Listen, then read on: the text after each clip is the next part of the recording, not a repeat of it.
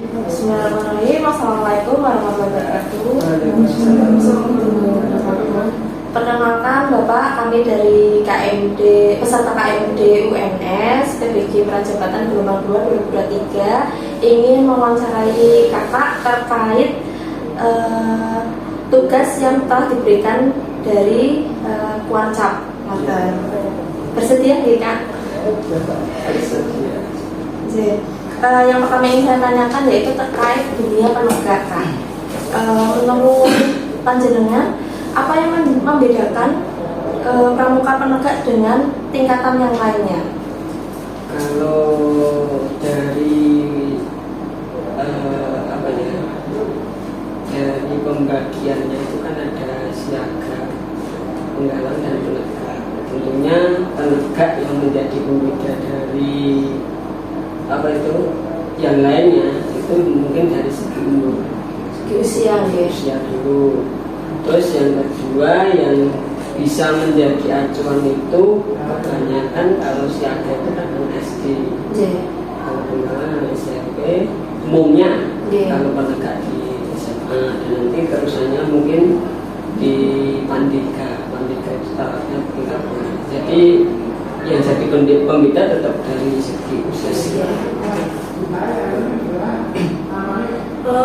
Baik, kemudian dari tujuan utama dari pembinaan penegak itu apa Pak? Tujuan utama? Kalau tujuan utama dari pramuka di penegak itu pastinya menjadi tindak lanjut dari pembinaan di penggalangnya.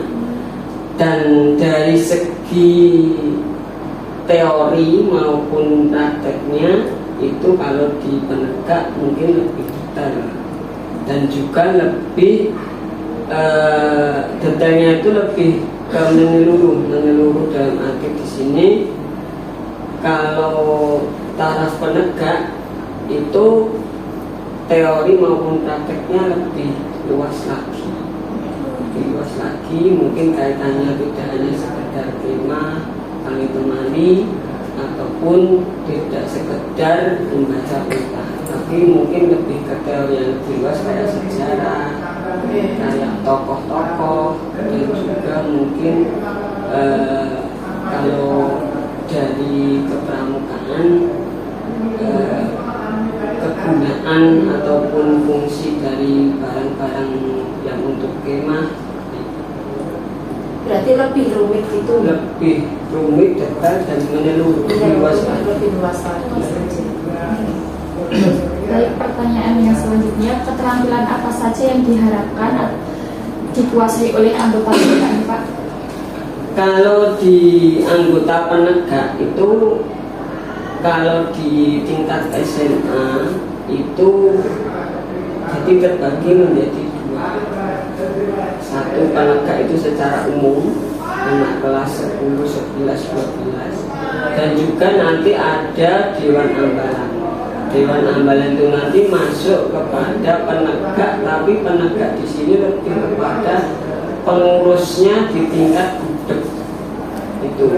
Nah, harapannya dari penegak itu sendiri selain tidak lanjut dari penggalang tadi, yang mungkin wawasannya harus lebih luas dan juga tingkat prakteknya itu harus lebih detail lagi, Menguasai gitu.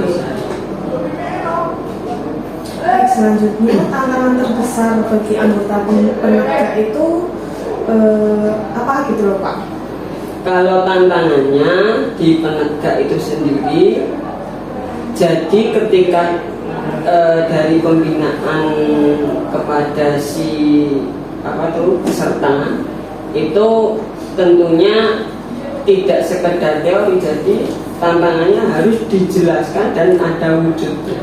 Semisal mendirikan tenda itu tidak hanya fungsi tongkat untuk apa, fungsi tali temali ataupun pasak untuk apa, tapi tantangannya itu bagaimana pasak itu bisa kuat, bagaimana tongkat-tongkat itu yang digunakan yang seperti apa, terus tenda yang bisa tahan cuaca, dan juga cara tali temali menalinya itu tidak hanya sekedar teori, Jadi harus didetailkan karena apa?